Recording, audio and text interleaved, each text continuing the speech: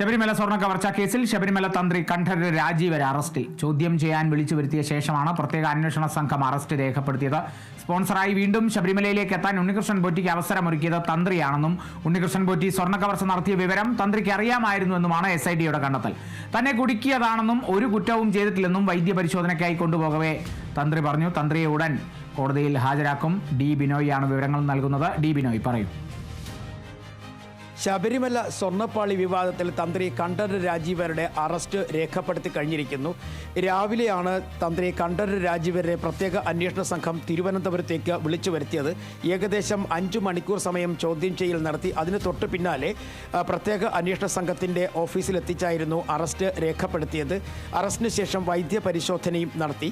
സ്വർണ്ണപ്പാളി വിവാദവുമായി ബന്ധപ്പെട്ട ഉണ്ണികൃഷ്ണൻ പോറ്റിക്ക് കാര്യമായ തരത്തിൽ ഒത്താശ ചെയ്തു കൊടുത്തു എന്നാണ് തന്ത്രിക്കെതിരെയുള്ള പ്രധാനപ്പെട്ട ആരോപണം. അതായത് 2006 മുതൽ 2019 വരെ തന്ത്രിക്കൊപ്പം ഉണ്ണികൃഷ്ണൻ പോറ്റിയും ശബരിമല സന്നിധാനത്ത് ഉണ്ടായിരുന്നു. ഉണ്ണികൃഷ്ണൻ പോറ്റിക്ക് തെറ്റായ ചില പ്രവണതകൾ നടത്തുന്നതിന് വേണ്ടി വലിയ തരത്തിലുള്ള സഹായം തന്ത്രി കണ്ഠരര് രാജീവരുടെ ഭാഗത്ത് നിന്ന് ലഭിച്ചിരുന്നു എന്നും പ്രത്യേക അന്വേഷണ സംഘം കണ്ടെത്തിയിട്ടുണ്ട്. മാത്രവുമല്ല, സ്വർണ്ണപ്പാളി വിവാദവുമായി ബന്ധപ്പെട്ട് ഉണ്ണികൃഷ്ണൻ പോറ്റിക്ക് സ്വർണ്ണപ്പാളിയിൽ കൂടുതൽ നിറം പഠിപ്പിക്കുന്നതിന് വേണ്ടിയും സ്വർണം പൂശുന്നതിന് വേണ്ടിയും നൽകുന്നതിന് തന്ത്രി തിരുവിതാംകൂർ ദേവസ്വം ബോർഡ് അംഗങ്ങളോട് ആവശ്യപ്പെട്ട നിലയിലും ആരോപണങ്ങൾ ഉയർന്നിട്ടുണ്ട്. എന്തായാലും ഇതുമായി ബന്ധപ്പെട്ട വിവരങ്ങളൊക്കെ വ്യക്തമാകണം എന്നുണ്ടെങ്കിൽ റിമാൻഡ് റിപ്പോർട്ട് പുറത്തു വരണം. അത് ലഭിച്ചാൽ മാത്രമേ കൂടുതൽ വിവരങ്ങൾ ലഭിക്കുകയുള്ളൂ. എന്തായാലും തന്ത്രിയാണ് ഉണ്ണികൃഷ്ണൻ പോറ്റിയെ ശബരിമല സന്നിധാനത്ത് എത്തിച്ചത് എന്നുള്ള വിവരങ്ങൾ പ്രത്യേക അന്വേഷണ സംഘത്തിന് ലഭിച്ചിട്ടുണ്ട്. 2006 ഉണ്ണികൃഷ്ണൻ പോറ്റി ശബരിമല സന്നിധാനത്ത് കീഴ്ശാന്തിമാരുടെ സഹായിയായി എത്തുന്നത്.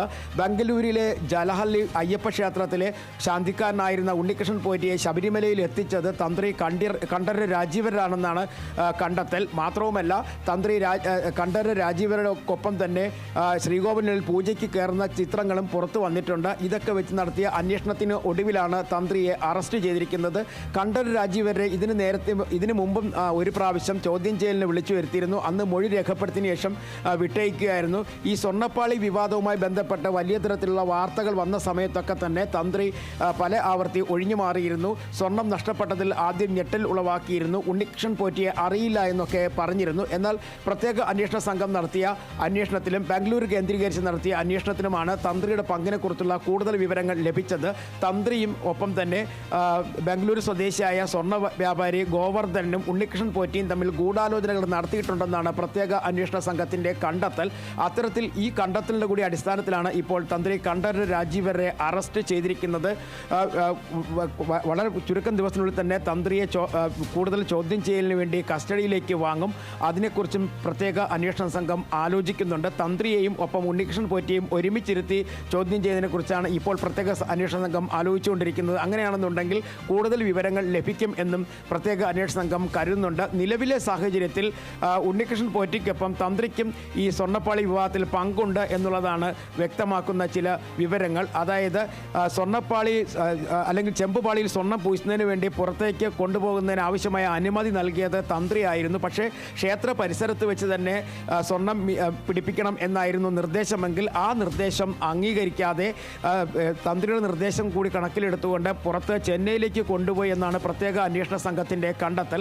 നിലവിലെ സാഹചര്യത്തിൽ 2019 ഇത്തരത്തിലൊരു നീക്കം നടന്നിരുന്നു. എന്നാൽ ഇതുമായി ബന്ധപ്പെട്ട അന്വേഷണം ഇപ്പോഴും പുരോഗമിച്ചു വരികയാണ്.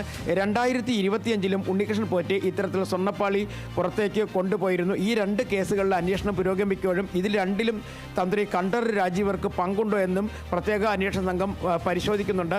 വരും ദിവസങ്ങളിലും കൂടുതൽ പേരെ ചോദ്യം ചെയ്യുകയും ഒപ്പം അറസ്റ്റിലേക്കൊക്കെ നീങ്ങാനാണ് സാധ്യത.